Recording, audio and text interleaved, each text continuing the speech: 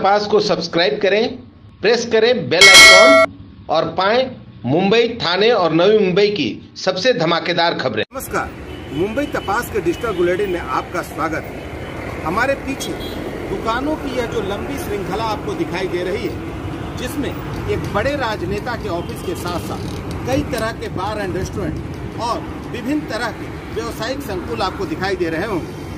आपको यह जानकर आश्चर्य होगा कि यह सारे के सारे दुकान अवैध हैं और इनको 2016 में जब नवी मुंबई महानगर पालिका के आयुक्त तुकाराम मुंडे थे तो उन्होंने जमींदोस्त कर दिया था। मगर कहते हैं कि जब अधिकारी गए तो फिर से बोलबाला शुरू। तुकाराम मुंडे के जाते ही ये जो राजनेता की ऑफिस आपको दिखाई दे रही है, इस राजनेता ने अपने प्रभुत्व का इस्तेमाल करते हुए फिर से इन दुकानों को यहाँ पे खड़ा कर दिया।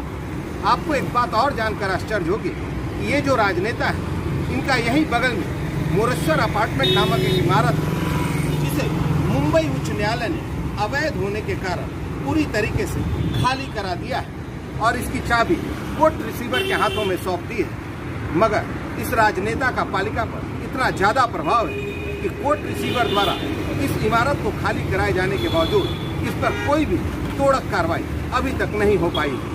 सवाल यह उठता है कि क्या जो राजनेता पालिका के नियमों का पालन करने के लिए पालिका के सदस्य बनते हैं, क्या उन्हें पालिका के नियमों को इस तरीके से तोड़ने का अधिकार है?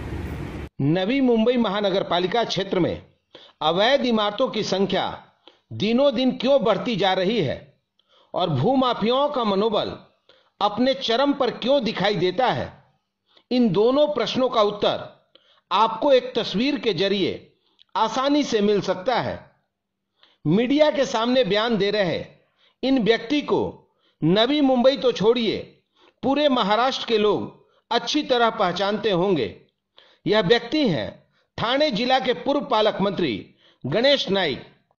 अब आप गणेश नाइक के साथ खड़े और मीडिया के सामने अपनी वीडियो निकलवाते इस व्यक्ति को देखिए। इस व्यक्ति का नाम नवीन मोरेश्वर गौते है।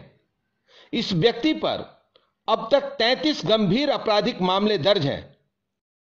देखो, माहिती है कि पिछले महीने उनके परिवार का पूरा डेटा निकाला हूँ। राजेश चौधरी के ऊपर 19 केसेस है, नवीन चौधरी के ऊपर 33 केसेस है, वो भी सेशन कमिट केसेस है। ऐसा नहीं कि वो छोटे छोटे केसेस है, बड़े बड़े केसेस है, 430 केसेस है, रोड छाप भी उनके ऊपर। ऐसा नहीं है कि नवीन मोरेश्वर गौते नामक यह व्यक्ति केवल एक अपराधी ही है, बल्कि इसका नाम नवी मुंबई के उन नामचीन भूमाफियाओं में शामिल है जिनके चलते नवी मुंबई में हजारों अवैध इमारतों का निर्माण हुआ है। मगर आपको यह जानकर आश्चर्य होगा कि यह व्यक्ति न केवल खुद नगर सेवक पद पर निर्वाचित हुआ है, बल्कि इसने अपने परिवार के 2 अन्य सदस्यों को भी नगर सेविका बनाने में सफलता हासिल की है। अपने राजनीतिक कद का फायदा उठाते हुए इस व्यक्ति ने नवी मुंबई के दीघा क्षेत्र में बड़े पैमाने पर अवैध इमारतों का निर्माण कराया है और हजारों आम नागरिकों को फर्जी दस्तावेजों के जरिए फंसाने का कार्य किया है। रियल दोस्त इसके पीछे देखो, नवीन चौधरी की पूरी फैमिली है, जिनकी नगर शोध होने के बावजूद इतना बड़ा उन्होंने दीघा का पूरा नैनो बिल्डिंग उन्होंने उनके राजकारण में पहला देखो नवीन चौधरी नगर शोध था, क्योंकि एक तो जिनके बिल्डिंग थी 2-2, 3-3 माले की, नवीन चौधरी नगर शोध बनने के बाद में 2005 के बाद में यहाँ पर 99 बिल्डिंग बनी। इसके पीछे जो भी है वो नवीन चौधरी है, उनका परिवार है। अब आप जरा थाने बेलापुर सड़क के किनारे दीघा में स्थित इन व्यावसायिक संकुलों को देखिए।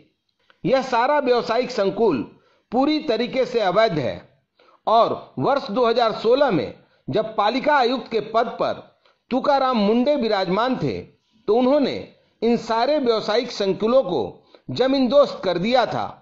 मगर तुकाराम मुंडे के तबादले के बाद यह व्यावसायिक संकुल फिर से खड़े हो गए। इसके पीछे कारण सिर्फ एक था कि इन व्यावसायिक संकुलों में से 90% व्यावसायिक संकुल नवीन गौते और उनके परिवार के मालिकाना हक वाले हैं। अब इन व्यावसायिक संकुलों के बगल में स्थित इस मोरेश्वर अपार्टमेंट नामक इमारत को भी देखिए। इस इमारत का निर्माण अवैध तरीके से स्वयं नवीन गौते द्वारा किया गया है। मुंबई तपास के संपादक राजीव मिश्रा द्वारा दायर एक जनहित याचिका में मुंबई उच्च न्यायालय के प्रांगण में इसका खुलासा हुआ था। इसके बाद माननीय मुंबई उच्च न्यायालय ने इस इमारत से नवीन गौते और उनके परिवार के सदस्यों को बाहर निकालकर इसकी चाबी कोर्ट रिसीवर के हाथ में सौंप दी थी।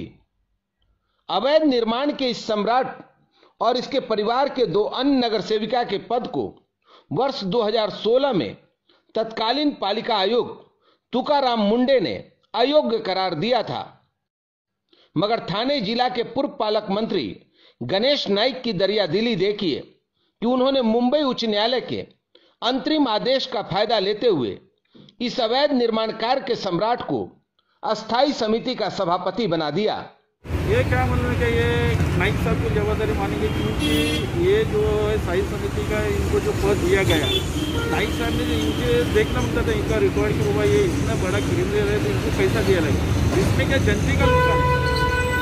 इतना बड़ा गुनहगार होने के बावजूद इसको स्थायी समिति का अध्यक्ष चुना गया है, तो इसका ये अपना लोगों का ये दुर्भाग्य है, ये लोग ये ऐसा ये करता है।